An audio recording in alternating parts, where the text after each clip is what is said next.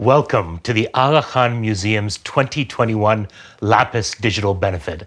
I'm Abdul-Rehman Malik. I'm a journalist, cultural organizer, lecturer at Yale University, coffee obsessive, and the host of the museum's podcast, This Being Human. We've got some incredible performances for you tonight, world premieres of new music created just for this program, including an exclusive performance from Ali Sethi coming up in just a little while. We'll also be hearing a special message from Prince Amin Aga Khan.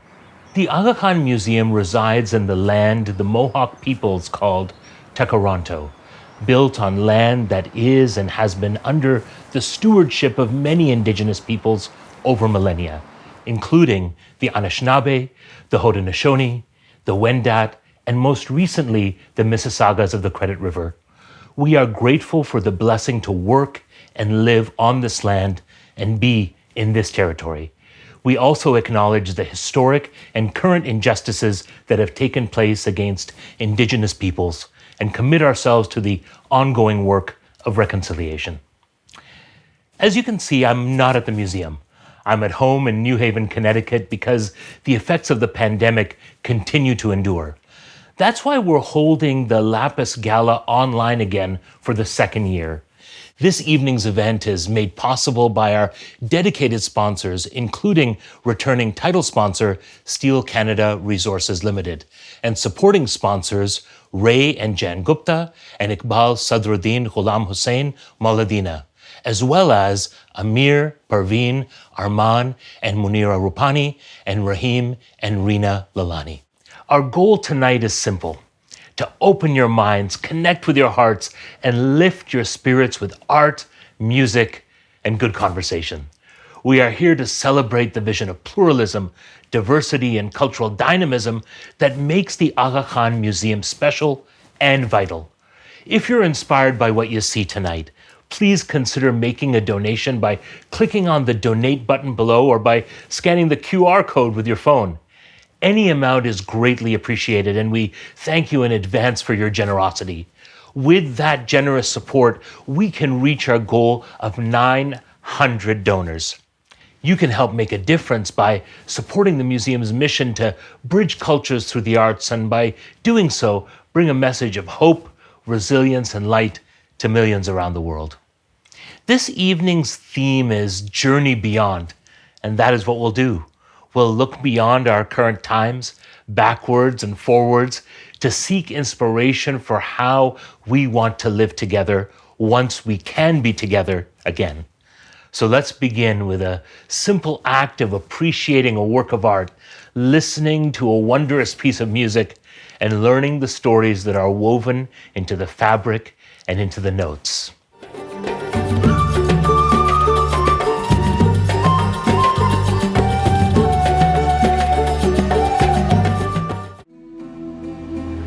The Central Asian robe, what we have in our collection, is probably from 20th century, and we have difficulties to locate it directly in from which country it come. But there are, interestingly, 4 different stories embroidered on this Central Asian robe, which fascinates me immensely. One of them is right on the back side of the robe, is about the court of King Solomon. He had enormous capability to understand all languages of this planet and also universe. So he was able to communicate with demons, angels, animals, and human beings. It fascinates me how this idea of capability of multilingualism captured through King Solomon on this robe. Second story embroidered on this robe is about Harun Rashid, Abbasid Caliph Harun Rashid from 9th century. We are talking about Iraq. They were incredibly interested on transforming the knowledge. They translated ancient Greek, Chinese manuscripts into Arabic and Farsi. So they created a platform where knowledge could grow and spread throughout the world. And having King Solomon on the back of the robe with Harun Rashid is very interesting to make the connection between Jewish community and Muslim community and wrap up and emphasize the ideal kingship. The third story on the backside of the robe is devoted to ancient Greek love stories, so to speak. And some scholars believe it was written in ancient Greek in the time of Darius III in the Achaemenid period, pre-Islamic Iranian kingship. The artist is communicating these stories, this connection between two civilizations through the embroidery. On the front side of the robe, we see the fourth story, which is totally in Persian culture. It is the story of Prince Sanjar, how he receives an old woman who is begging for money. It's a moral story, how you behave in the community and how you don't judge people according to what you see on them, so to speak. Many ideas are represented on this robe and embroidered.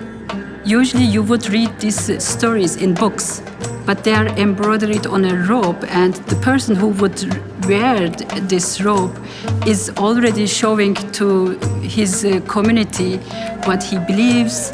He believes on pluralism, he believes on multiculturality.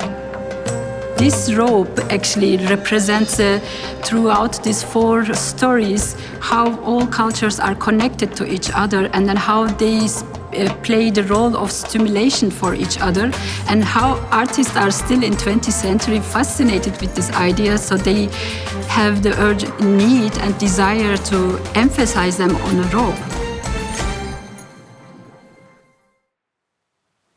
I'm Ali Sethi, here tonight with Grema Kumari on guitar, Shaina Dunkelman on percussion, Anthony Soshil Shah on keys.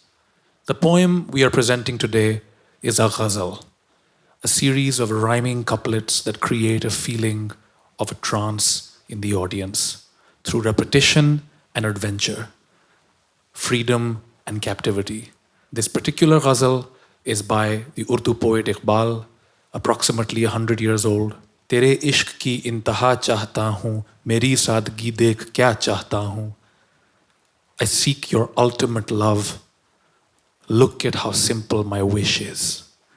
And like with all ghazals, there's a pun here on the ultimate love, because the ultimate love is the best, the brightest, the greatest love, but also the last and the final love. So there is a pun here on birth and death, becoming and unbecoming, being and unbeing happening at the same place.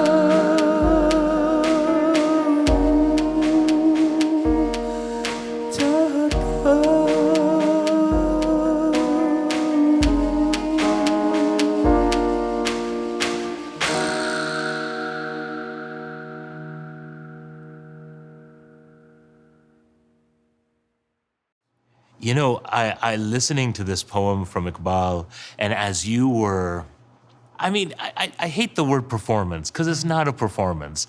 You know, as you were inhabiting the words, and the musicians around you were providing us with the terrain and the landscape in which the words were sitting, I was thinking to myself, this is a love story.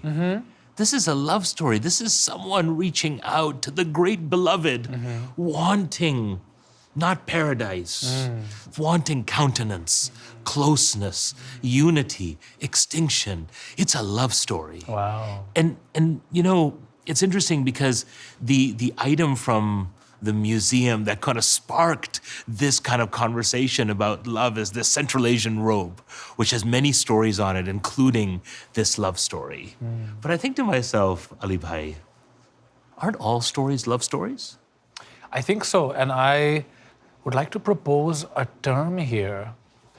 I think the ghazal is about a kind of non-binary love. Explain that for me. Well, I say non-binary in the largest way possible, by which I mean that the site of love or the place of love is always a generous, generating place in the ghazal. The idea that you speak of an ultimate love, which is what this poem talks about. I seek your ultimate love. I crave the ultimate love. It's almost like a Eurythmics song. You can hear it like, ultimate love, your ultimate love, this is the... You know, it has that pop sensibility as well. It is very colloquial. Tere ishq ki intaha chahta hu, you know. It feels very spoken and street. But then inside it is also, it opens into a kind of almost scriptural idea of the ultimate love. Immediately. The meaning is not terminated at that surface level. It invites you in with a kind of titillating, familiar, very pop feeling, and then immediately takes you into a deeper place, which is sometimes feels liturgical and incantatory, collective, national, community, cosmic, the divine, the past and the present, history's weight on individuals who are struggling and striving in the world. All of these things are encoded in these ashar of the ghazal. It's like the ghazal and the poem itself has broken the space-time continuum. There you go. We're existing in many places at the same time. And that's what I love so much, because I feel like the way I encounter the word identity today, especially in the West, I find that it always leaves me wanting and thirsting because I crave that Ghazalian kind of sense of identity, which is that it's a kind of alsoism of like, I'm here, but here too. It's a mystical identity, you know, the idea that you can be one and many, this and that, you know, this and its opposite. You can experience both things at the same place. So it's a mystical kind of, I don't know, intersectional, if you will, you know, and I really appreciate that about the ghazal. It is anciently intersectional in that way. Well, Ali Sethi also exists in many places at the same time, in many cultures at the same time, in many countries at the same time. I don't think it's an exaggeration to say that you're kind of a Renaissance person. You're a writer, you're a poet, you're a songwriter, you're a singer. Frankly, after this conversation, I'd consider you a scholar. You've collaborated with people from an incredible variety of musical backgrounds, cultural backgrounds, faith and spiritual traditions. It feels to me like as you're talking about the ghazal, in a way you're talking about you and yourself. What drives Ali Sethi into all of these intersecting, confusing, magnificent spaces? Oh, thank you. Well, I hope I hit that note in the performance today, because I think for me, my teacher and mentor Ali Asani, who teaches the Intro to Islam course at Harvard, speaks often about doing dialogue across difference, and that's something that feels very important to me. I think especially given where I grew up, the circumstances of my childhood, my adolescence, then when I came to America, which was right after 9/11, when there was a lot of anxiety around Muslimness. And I always felt that the part of my sort of heritage that was most nourishing for me was the philosophical, artistic, metaphysical sort of aspect. That tradition was for me the most nourishing, the thing that in any capital of the world would give me a language, a vocabulary, a kind of a color palette, a kind of toolbox with which to make sense of my emotional life, my intellectual life, what I encounter, where I encounter, a very rich heritage. And I felt that in that conversation, both in the country of my origin and where I now live, mainly in New York City, those aspects were very marginalized somehow.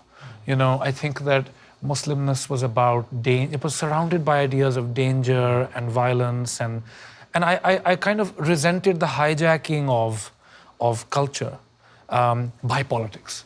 And so my idea was that actually you can, because I learned so much of this politics of love through ghazal poetry, through qawwali, through bhajan, through all these anciently multicultural, cosmopolitan art forms, and raga as well. And I felt that I wanted to connect with and retrieve and also share those ways of feeling and being with younger people who, like me, traverse this, world fraught with divisions and difference. And yet we live in a divided world. Yes. We're in the midst of this pandemic where the fault lines of race and class and gender and north and south have been shown up in a way that I think for many of us, we couldn't have imagined that it would be shown up this way, but it has. And yet, when I think about it, Ali Bhai, I think about the spaces and places that exist that are there to nurture the kind of culture that you're talking about, that are there for not just dialogue to happen, but participation to happen, where various streams of history and the present meet. And in many ways, for me, the Aga Khan Museum is one of those places where that happens, and institutions of art and culture seem to be, to me, more important than ever. And so I guess my question, Ali Bhai, is how can we nurture those kinds of spaces? Because they seem like the kind of spaces we need now more than ever. Well, I think by doing gigs like the one we performed today, this may look like a very typically or traditionally New York band that we had today. Shayna Dunkelman grew up in Japan, is of mixed Asian and Jewish ancestry, family background. Anthony Social Shah, who grew up Christian in Punjab in Pakistan, who's playing keys today. Gray McMurray, who's, comes from a community in the United States of America. Like, I feel what we embody and perform today is also a kind of crystallization of that possibility, which is that we can do dialogue across these divisions or across these differences. And in fact, that kind of, my ustad, my teacher, Nasiruddin Sami Saab, he says a beautiful thing. He says, music is a bouquet of flowers. Music is a bouquet of flowers. You kind of receive the fragrance of the collective when you receive it. And it's hard to pinpoint one particular bud or one petal or one taste or one. The idea is that it's an experience. It's experiential. It elevates and privileges the experiential above the theoretical, above the sort of legal, above the linguistic, etc. And that, I think, is it. Especially in this kind of pandemic-stricken world, where we haven't had shows for almost 2 years, and Instagram Live has become my way of singing to and with and speaking to communities that are simultaneously in different parts of the world. And it is the ghazal that brings us together, and that keeps us going for sometimes hours at a time. So I think striving to preserve the integrity of our experiences, spaces and institutions, if they can help us, and I think the Aga Khan Museum in Toronto does that. I performed there once in that beautiful auditorium. Long live the ghazal. Ghazal Zindabad. Ghazal Zindabad. And Ali Sethi Zindabad. Arre. Thank you to Ali Sethi for that tour de force.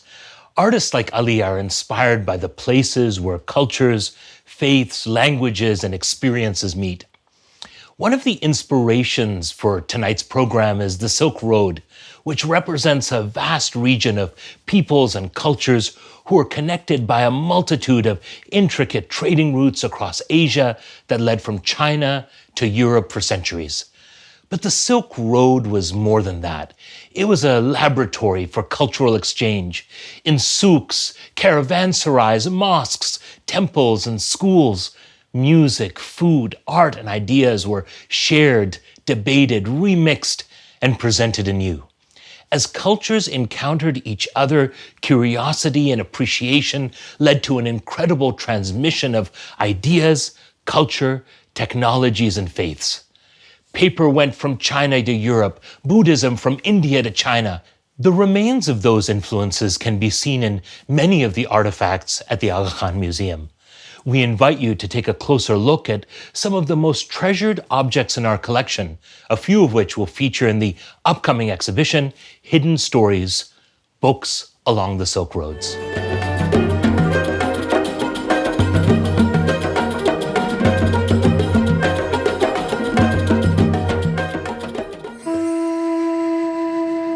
The basin is a 16th century ceramic that was produced in the Zhengdazheng imperial kilns in China. And it was produced with this wonderful inscription at the center that's in the Arabic script. The word is taharat, and it means cleanliness. Because of this inscription, we can assume that the basin was used for ablutions, so part of the performance of ritual purification that Muslims undertake when performing prayer. Now, why is a Chinese basin inscribed with an Arabic word that refers to Muslim ritual of ablution? And it's because there's a long-standing Muslim community in China, owing in part to trade across the Silk Road. And many of these Muslim inhabitants of China were in fact administrators at the court of the Zhengde emperor at the turn of the 16th century. So it's thought that items like this were produced for these Muslim bureaucrats. The dish is fascinating. It's actually produced in Kerman, which is a center in Iran of ceramics production for a long time. It was produced around the mid-17th century. But as a blue and white dish, it derives its decoration and its very existence in a way on a Chinese precedent. These are known as bouquet dishes with a bouquet of flowers at the very center.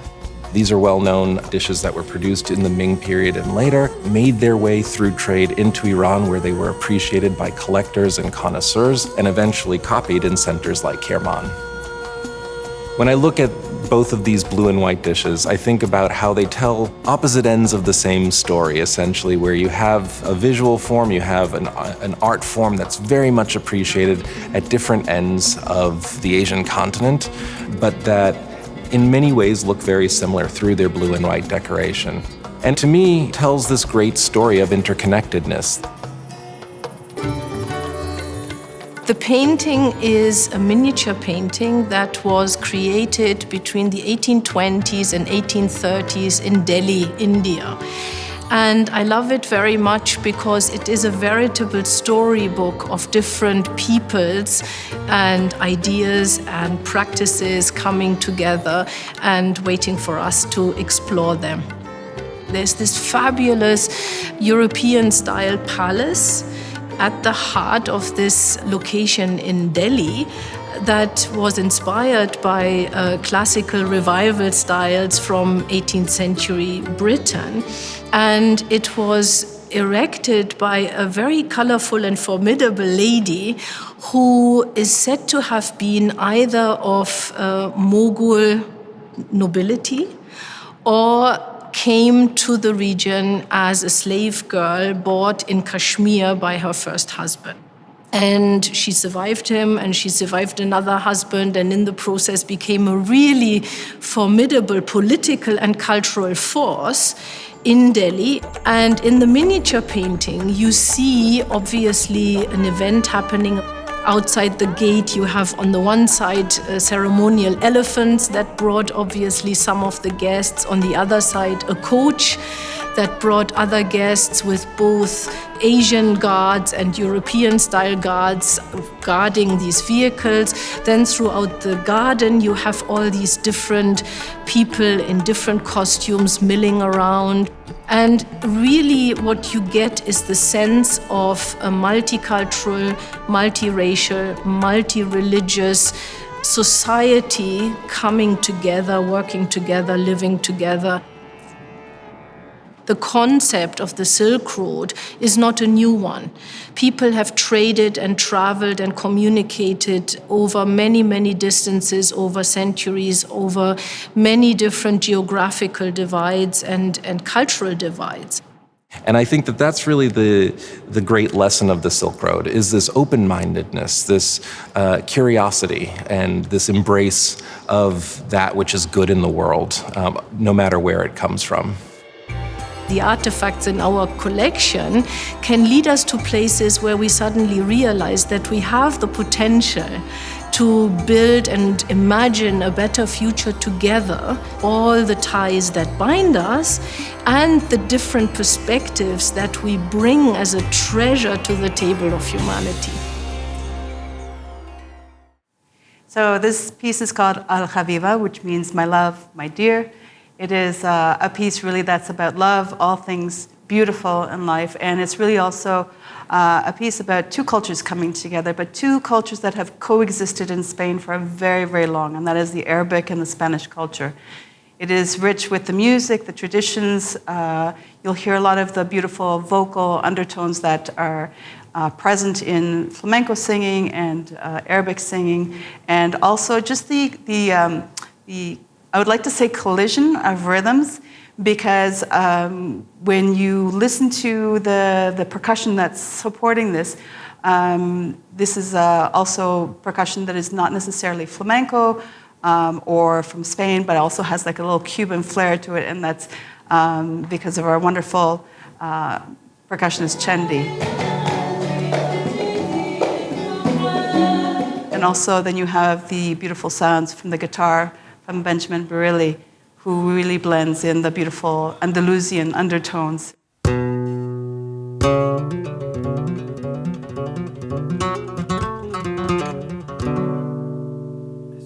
And of course, Leen's beautiful voice that is both haunting and sweet at the same time.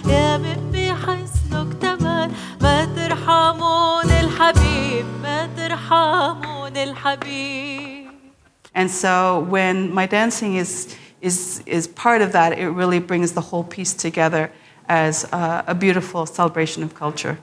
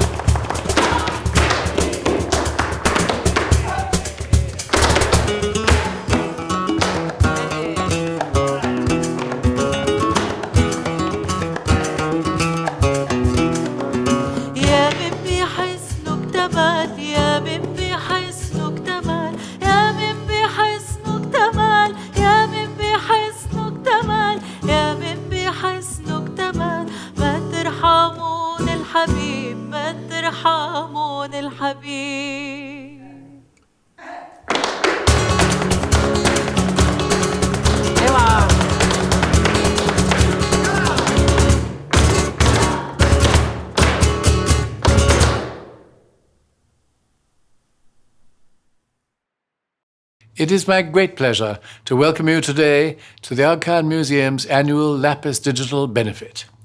When we held this event last year, we could not have known that this year too we would have to celebrate remotely once again. However, celebrate we will. Despite all the many challenges of the past year, the museum has achieved so much. I believe in fostering intercultural understanding and dialogue, and all of that, of course, with the generous support of so many. Tonight, thousands of viewers worldwide are coming together for an artistic journey of discovery, reflection, and, most importantly, human connection.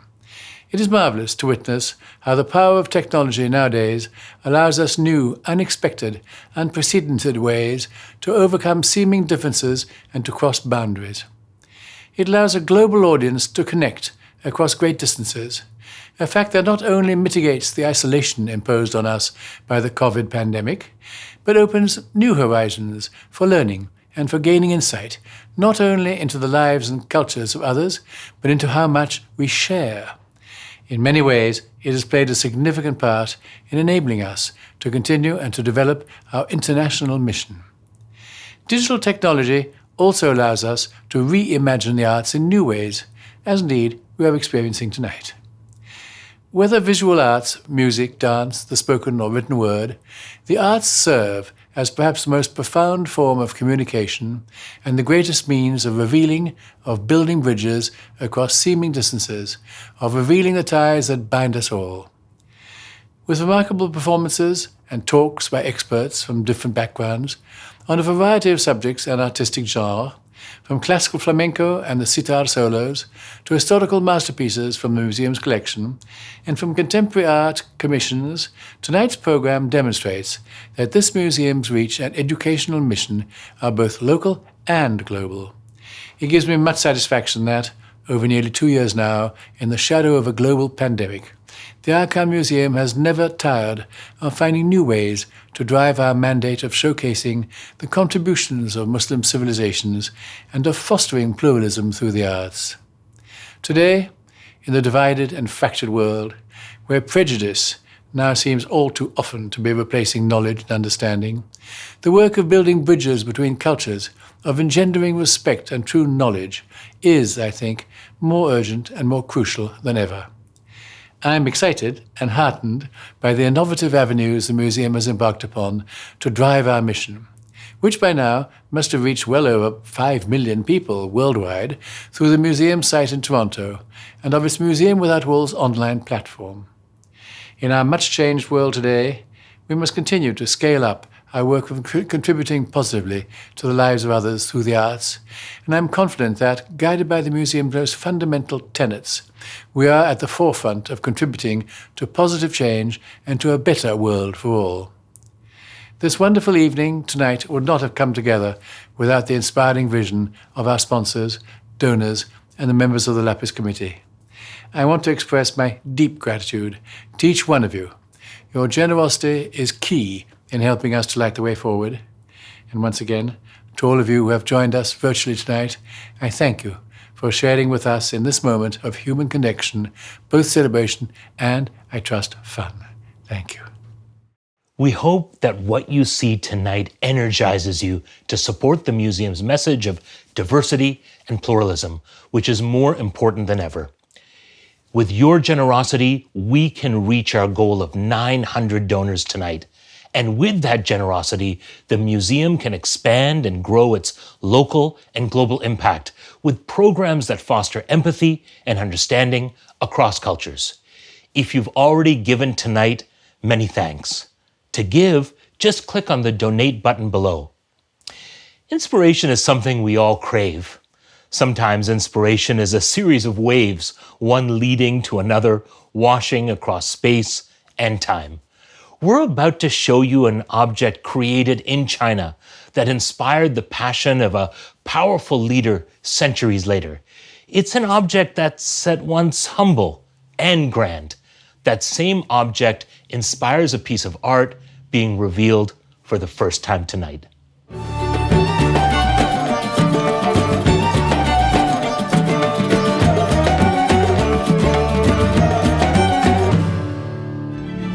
This ewer ewer, which is our fancy museum word for a pitcher. It was made in China.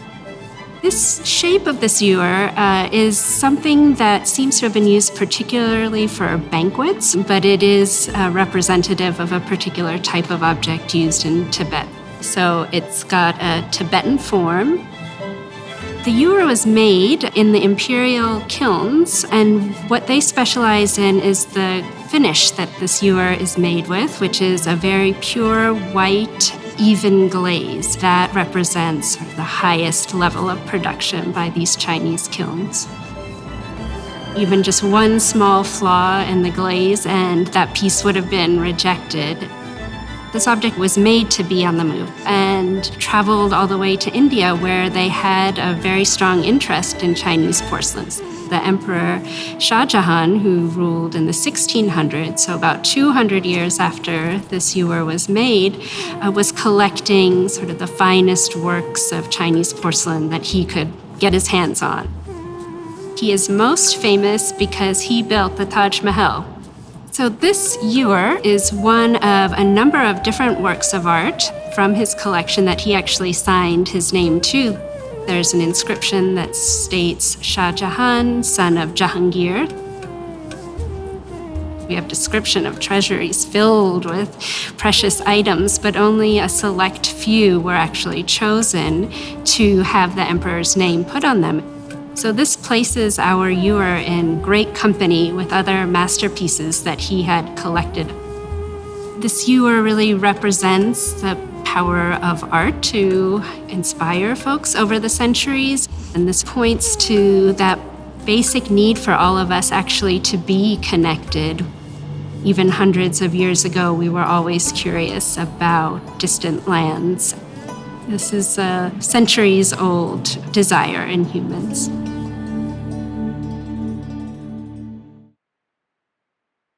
This piece of music consists of 4 parts. So the intention behind the first part is that looking at this particular piece, the monk's cap, the first thing that I noticed was that it actually signifies the spirit, the ruh. So the very first section describes the spirit. The empty part of the bowl is what carries the real stuff in it. So the second piece is how spirituality went from India to China in the form of Buddhism and how it grew. And the way we show it is that I came up with a composition and I passed it on to Wang. I didn't tell her anything, and I asked her to come up with something to develop her own piece, and that's what she did. The third piece is called the monk's cap, and when I looked at the actual top, I'm like, oh, ta-ki-te, ta-ki-ta, that's 7 beats. And I'm like, okay, so that's the monk's cap right there. And then the last piece, everybody's looking at it, and it's as if our light is shining on it. So the fourth piece is called the dance of light, or Raqs-e-Noor. So I want to introduce a little bit this instrument. It's called pipa. In Ming Dynasty Emperor Court, this instrument is a major solo instrument to play for the emperor. Pipa actually is not a traditional, original from China. It is from the ancient Silk Road from Middle East, our instruments. Traditionally is silk strings from Silk Road. Was introduced to China is about 2,000 years ago. So it's the oldest instrument in China, I have to say.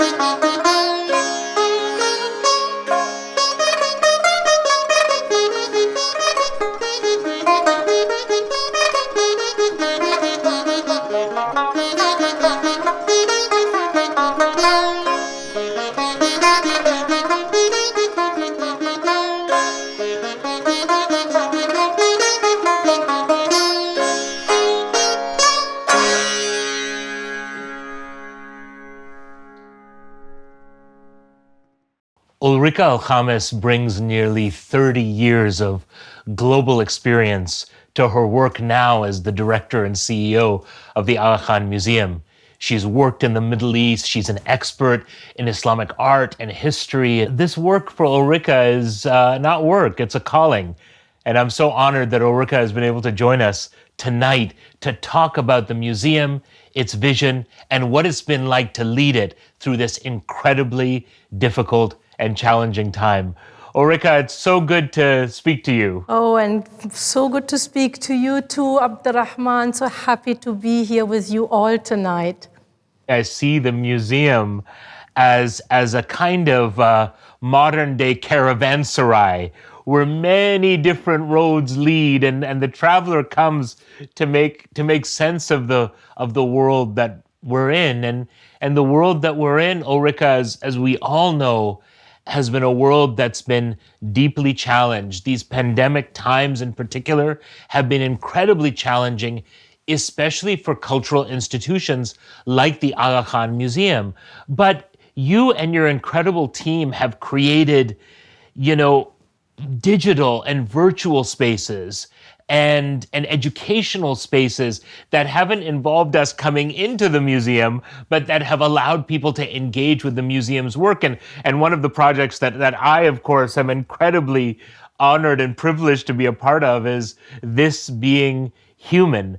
Tell us how you and your team met the challenge of the pandemic. What was some of the conversations that you were having around the board table when you realized that the museum would have to close its doors, not only for a few weeks, but for months and months? Yes, actually today, just coming here, I had a conversation with a colleague and she summed it up so beautifully. She said, we just do it and we move forward. And that has been exactly the spirit of our amazing team. In the beginning, obviously, we thought, okay, how do we continue to contribute? How do we continue to serve? How can we be of relevance in this completely changing, drastically and dramatically changing world? And in the beginning, we did the possible. We sought the possible with all the limitations and us having to learn so much because technology started playing such an immediate and powerful role. And then we moved from the immediately possible to going for the impossible. Where were the opportunities? Where were the new ways of thinking in terms of content and in terms of format with which we could now reach out to the world at large? So in the process over the last 18 months, we have actually learned so much about ourselves, our commitment to the audiences we serve, and the potential to make a real difference, not only here in Toronto, but globally, have real global impact on the people we want to touch and serve around the world.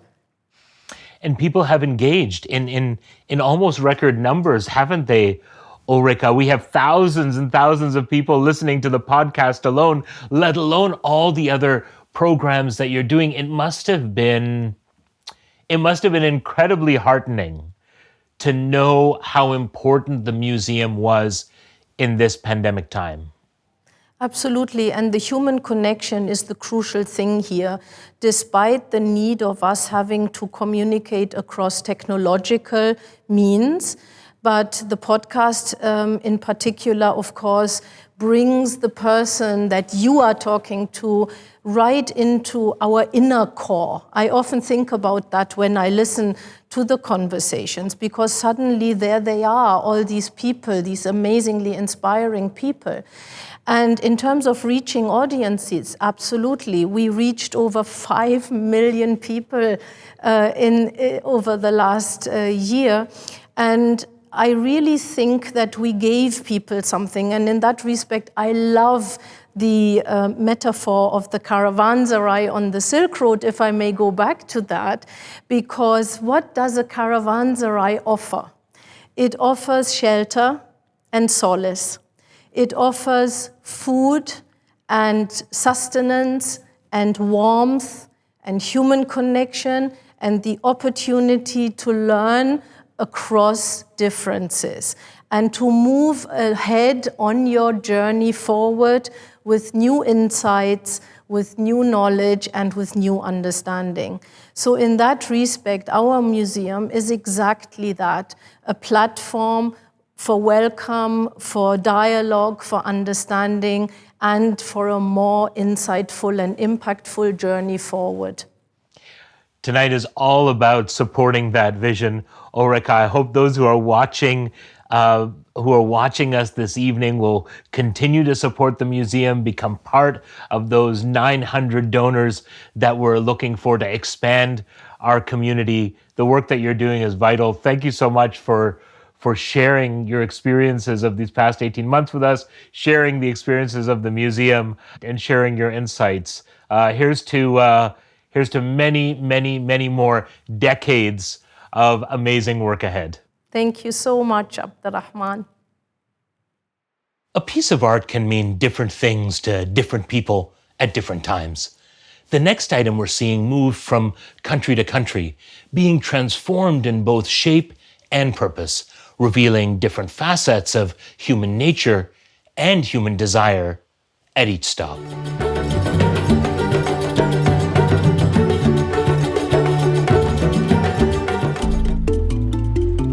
The journey of the oliphant started in Africa. It's a tusk that, by the shape and size of it, we are quite sure that it came from Africa. And then it traveled through the ports, probably in Tunisia. It traveled to Italy, probably Sicily, somewhere in southern Italy. And it's made in 11th century. We can see that the craftsmen started working on it. What has been carved on the tusk is animals chasing each other through the whole body of the oliphant. At the top part of it, you can see kind of a battle between a human and animals, because this tusk probably was used during the hunt. So the images show that they have their roots in an older imagery that was present already in Africa. It was either done by the craftsmen who were traveled themselves through North Africa and came and settled in Italy, by the local craftsmen, but then inspired by the art and the crafts that has been traveled. Oliphant was used in different ways. One is when you blow it during the hunt, but also there's an indication that if you close one end, and then it can be used as a drinking vessel as well. After it was made in 11th, 12th century, we don't know what was the life of the oliphant between that time until early 17th century. But looking at the mount shows us that it's when that it reached England, and from a particular family in England, that it gave it this mount, and it stayed in that family. It's made from silver. The mount looks like actually a claw. There is connection between the claw and this emblem that was used by the family. Once it received this mount, probably it was used as a decorative element and cherished for its beauty. It has been used probably just as a gift that shows that land ownership, because again, hunting and land ownership are connected. So as well, this oliphant might as well represent the ownership of a land. There are different ways to look at this object. To me, they are not mute objects. They have a history that is alive and it's carried over with them. And then we are part of their history as well. I'm seeing the connections that people had with nature, the connection that they had together, the connection that they had with the material. We are all connected. Nature, us, people, no matter what, we are all connected. My inspiration tool for today is the oliphant. This amazing instrument used to be an announcement for the hunting, an announcement for the war. Today I'm taking you through a journey to a hunting environment and war zone. And one more thing, they used to use this instrument in Sicily, in the Mediterranean Sea, during the Fatimid period. And that has some Middle Eastern Islamic culture. I'm gonna reflect that by improvising on some Middle Eastern scales.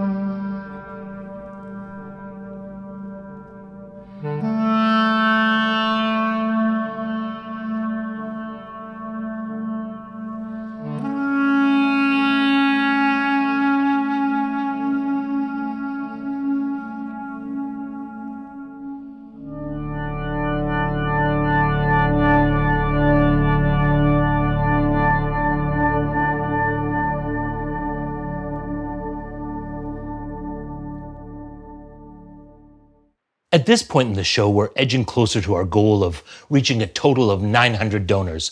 Thank you to all of you who have given so generously. I urge those of you who are considering a gift to act now. Your gift makes a difference and places you in a community of people who believe that cultural institutions like the Aga Khan Museum play a vital role in the future of our world. Please show how art can build bridges and support the museum today.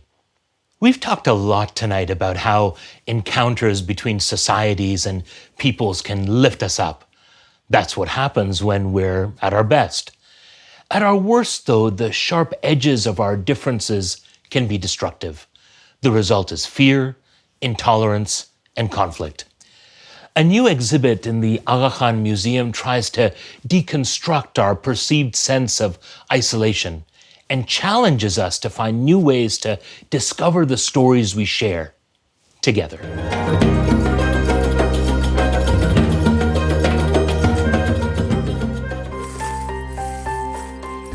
We have brought together over 700,000 letters cut out of carbon steel and rusted into a park-like setting as a place for contemplation, dialogue, and reflection, and holding space for conversations about Canadian national identity. The inspiration for the exhibit came from a book called Two Solitudes by Hugh MacLennan. It's a seminal book that he wrote just after the Second World War. The main character in the novel Two Solitudes had a French-Canadian and an English-Canadian parent, so one on each side. And he never really felt totally comfortable in himself or in either culture. The idea of Canada being made up of two solitudes, although those were the dominant cultures at the time, it struck us that it was totally inappropriate to use this as a metaphor for today's society, which is much more diverse. So we sort of felt it was appropriate to, in a way, deconstruct this idea, this metaphor for Canada. And to do that, we quite literally cut every single character and period and comma from the book, and we're displaying it as gravel in a kind of park-like environment where you might come together to talk about things. Text is an incredibly powerful tool for communication, but it's also been used historically as a tool for bureaucracy and institutional control. And so by deconstructing this novel that came to stand for Canadian identity, we're really asking people to pick up the pieces and take some control for themselves over creating their own dialogues and their own meaning of Canadian identity, as opposed to one that's been prescribed to us through our institutions. The letters are meant to be walked across. It's the ground cover. They're meant to be picked up, touched, played with, and rearranged. So we designed the benches to go with the space. The benches are designed with a sort of flat back here, like a table-like surface. And the goal was to get viewers to leave little messages for each other in a way that becomes sort of analogous for us having a conversation. What's our new identity that we're creating for ourselves here in Canada? It's a turning point in Canadian history. The whole situation with the residential schools was certainly in the back of our minds as we were thinking about the piece and thinking about Canada as a nation. It's our position that it's not really our story to tell. And it wasn't really our goal with the artwork to say anything specific, but in a way to create space for other people to say things or to come in and be a part of the conversation. Maybe this is the approach that needs to happen, is an invitation to hear the stories, to invite people to come and share them, and just simply hold space. That's all.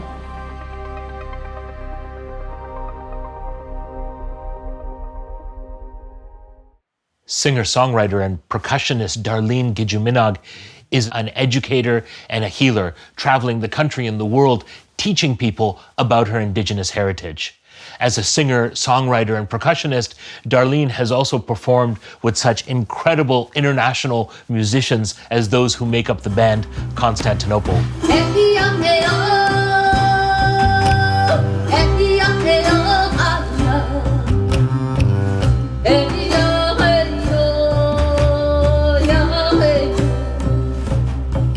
We're so honored to have Darlene with us tonight for the Lapis Digital Benefit. Talk to me about the role that art plays in both acknowledging pain and healing. My children and I are survivors from domestic violence. 11 months later, my husband ended up taking his life. He was suffering from addiction and mental health. When I first met him, he was a man, and I still love him. I know it wasn't his fault, We have beautiful children together. So I remember feeling empty, like lost, like disconnected. And I wasn't really into the spirituality yet until my father got into it. And then I remember holding my son on my shoulder. He was only 6 weeks old when his father passed away. And I remember holding him and pacing with him from around the living room, the hallway, kitchen, dining room. It just went around in circles. And I knew I had to make a change in my life. I just didn't know how to do it. And so I kept praying, not to God, but to a creator. I was upset with God, the Catholic God anyway. And then when I just started talking to creator, because he created everything, and that's why I called him that. And I asked him to help me and to find a way to meet people. That way I can learn about them and take whatever I want and use it for myself, make it into my own. So I remember holding my son and I was just praying and I'm sad and everything. And I started hearing music, like women singing, like right there. And it was just me and my son. Nobody else was there. My parents were working. My sister was at school, and my two oldest were also at school. So it was just me and him. And I heard this chant, and I wanted to sing it to my son because it really sounded so good, and it kept playing over and over and over again. So every time I tried to say it, it was like a tongue twister. So I listened, and then I sang with them in my head. And then once I got it, finally I was able to say the chant. And then afterwards, I got the words. Same thing. I had to learn, sing it with the women right there inside, like in my heart and in my mind, you know. And then the song came to me, and I sang it for like 3 months. And there was like a bear feast gathering that I was going to, and it was my first time going to a spiritual gathering, and it was to celebrate the hibernation of the bear. And I remember my mom was in the kitchen, and my dad was playing on the full-size drum, and nobody knew I could sing. I mean, everybody knew I could sing growing up, you know, but I sang about chapstick and lollipops, you know. But then, you know, when I came up with that, you know, I kept it a secret. It was just a secret that belonged to me and my son.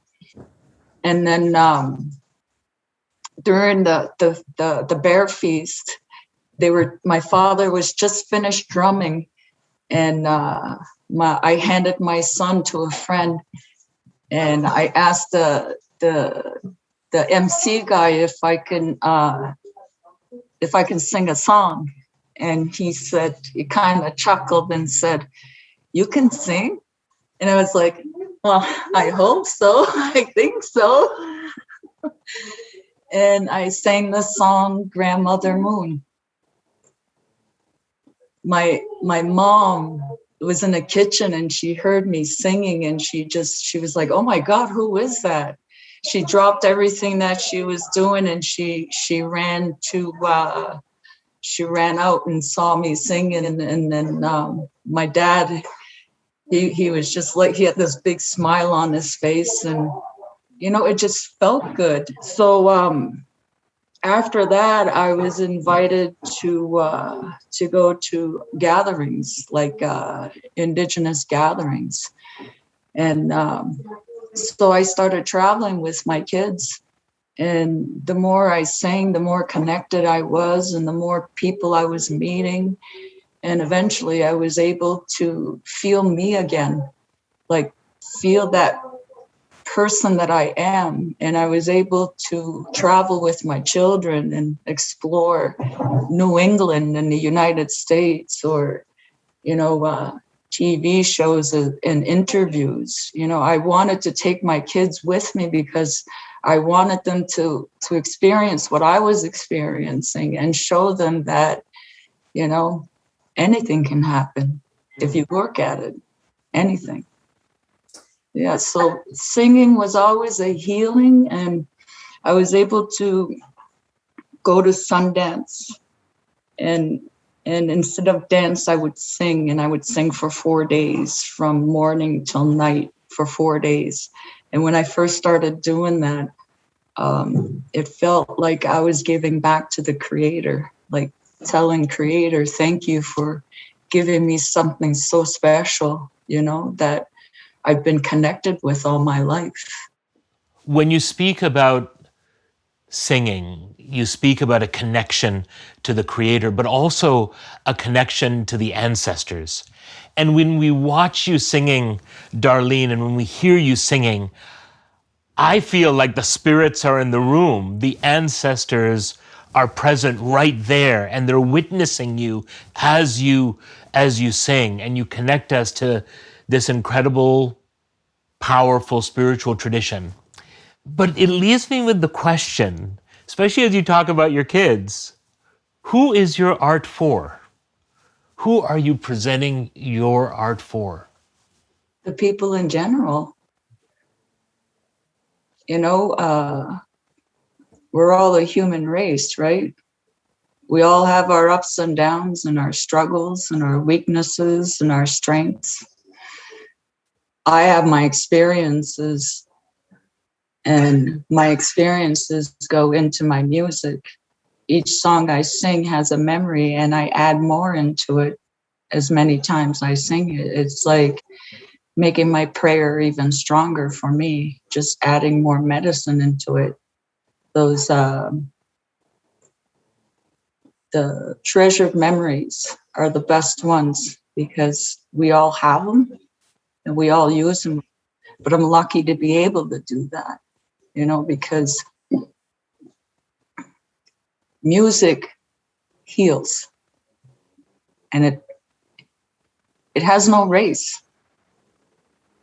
Every race in this world has a song that connects to them, their tradition, their culture, their personality. Mine just happens to be indigenous music, my music. I love the way that you've taken these ancient traditions and made them new again. And you do so, Darlene, with such a spirit of generosity and welcome. You invite everyone in to experience this space. And part of me thinks your music also comes from a place of pain. It also comes from a place of acknowledging trauma, the trauma that happens to us personally, but the trauma that has happened to your people. I have to ask you, Darlene, how do you maintain this incredible warmth and sense of generosity, knowing the past that you've been through? How do you hold on to that, especially nowadays when we see the world engulfed in fault lines and hatreds, and yet we hear your music and we connect to it, we're drawn to it, we want to be part of it, and you welcome us into it. That's a beautiful welcome you give us. What wisdom do you draw on to give us that beautiful welcome? My father and my mother, us, we used to fight our human rights for equality. We fought for our fishing rights, our hunting rights. And I've never seen my dad hit anybody with his hands. He always hit them with his words. And he's a pretty smart guy. And then my mom, same thing with her. She taught me how to be creative. She's a retired school teacher. She taught me Gama for 36 years, and just inspiring us, and telling us that we can do anything, and and the pain that you carry every day, it's not fun. It's not a fun feeling to carry. And I remember being young, and I would say to myself, 8, 9 years old, I'm going to remember these feelings, because when I grow up, I'm going to make sure that my children won't feel these feelings. Not by me anyway. I would do everything to protect them and not inflict the negativity that was done to me. And then I thought, okay, while I'm raising my kids, we were actually raising each other. You know, my husband almost took my life, and I came back and brought my baby boy with me, you know. So forgiveness is a big thing. If you don't forgive, then you carried all that weight. And it's a heavy weight. I call it a dragon's tail. You just carry it. So eventually I had to break pieces off that tail, you know, and I had to do it by forgiving. Your singing is powerful. It welcomes us in. It teaches us. And in so many ways, you know, tonight we've been celebrating this thing called the Silk Road, you know, these trade routes that connected the Far East and the place that we call the Middle East and Europe. And I think to myself that you offer us another Silk Road, one that comes from the ancient peoples of this land, the custodians of this land. And it's wonderful tonight for us to be able to host both those streams here at the museum. So I want to thank you for this incredible gift. And I want to thank you for giving us a vision of a world where forgiveness and joy defeats hatred and anger. Thank you so much, Darlene. Tonight, through art, through music and conversation, we've explored what the museum means. We've also been inspired to think about the ways in which the museum can continue to be a vital institution, not only in Toronto, but to audiences all around the world. Tonight has been about celebrating the museum's achievements, celebrating cultural production at a cutting edge, cultural production that helps us see the world anew. And tonight has also been about celebrating that during this pandemic time, when there were so many challenges to so many cultural institutions, the Aga Khan Museum reached millions and gave hope to millions. Ulrika, there's so many people and organizations that I know that we as a museum owe a debt of gratitude to. Tell us about some of the amazing people, personalities, and organizations that have made tonight possible. Absolutely. We couldn't have done it without them, Abdul-Rehman. And I would really love to acknowledge and thank each one of our sponsors. We have had 40 generous individuals and organizations that have made this event possible, free and accessible for our viewers all around the world. And the Lapis Digital Benefit would simply not have been possible without them. Thank you so very much.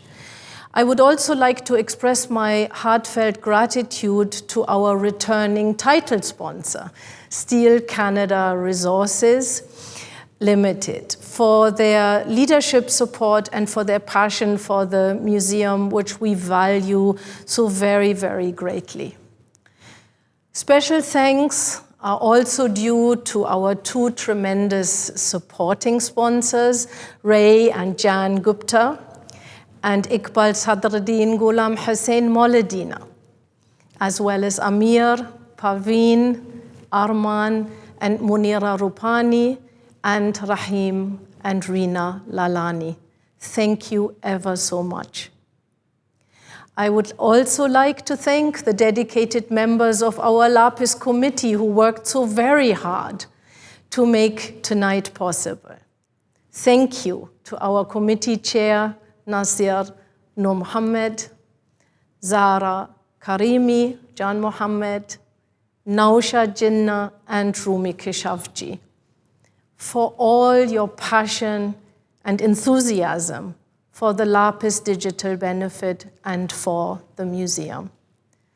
And to each and every one of you who are watching tonight and have so thoughtfully and generously given a donation to our journey forward, my hand is on my heart in gratitude to all of you. I have felt really so inspired by what you have done for us. And I hope that what we have shown you tonight, in turn, has inspired you. And please, if you enjoyed yourself tonight, do share it with your friends and family. Tell them about the museum and the work we do. The broadcast can be replayed, and of course, we can also continue to accept donations for another week. Thank you all. As we close, Ulrika, I just want to remind us of what we've seen and we've witnessed tonight. Not only have we delved into the collection and experienced through the eyes of the curators at the Aga Khan Museum why these objects tell incredible stories, but we've heard tonight artists like Ali Sethi. We've heard singing from the deep, ancient indigenous traditions of the land on which the museum is built. We've seen how the tradition of flamenco and North Africa come together. We've united in music the cultures of China and South Asia. We've been witness to contemporary art that forces us to look at the legacies of injustice in the lands from which we come from. I have to be honest, Ulrika, I don't know many cultural institutions that can hold all this diversity together and still have it make sense. And yet, at the Aga Khan Museum, it makes sense, doesn't it? It really does make sense. This is a place that can hold all of these stories together. Absolutely, absolutely. And you know, sometimes when I walk through the permanent gallery and I see all these objects that have come to us across centuries and across thousands of miles and encapsulating all these many different stories of people, of humanity that we all belong to over time and space, I always see it as a metaphor of our city of Toronto and the people that have congregated there with their many, many different stories. And I see it as a springboard for understanding that we are all interconnected in our experiences, different they may be, but ultimately there are many, many ties that bind us and help us to consider how to live a better future if we are all allowed to bring our stories to the table, share our wisdoms, share our experiences, and address our differences. I want to thank you, Ulrika, as a Torontonian, born and bred, as a storyteller. What you say resonates with me really deeply, and I think those are two of the very profound reasons why I think the museum means so much to me, and why it's been such a privilege to be able to work with you and your team in presenting This Being Human. And I look forward to building that relationship for years to come. Thank you so much, Abdul-Rehman. To our audience who is watching tonight, we want to say thank you. Thank you for being with us. Thank you for sharing with us these incredible performances and stories that we've heard. We hope to hear your stories about your experiences with arts and culture with the museum. We want the museum to be a place that can be a home for your stories and your histories and your experiences. Tonight has been a night of celebration. It's also been a night of renewing our commitment. So we're going to ask you one more time as we close out. If you haven't had a chance to give yet, the donate button is on your screen. The QR code is on your screen. Please join us as one of our donors and one of our supporters, and join this incredible community that supports this museum. My name is Abdul-Rehman Malik. I'm the host of This Being Human, the podcast of the Aga Khan Museum. And it's been an honor and pleasure for me to join you from New Haven, Connecticut, in your homes to host this year's Lapis Digital Benefit. As Ulrika said, the donation line is open for the next week. We look forward to your support. Thank you so much for joining us.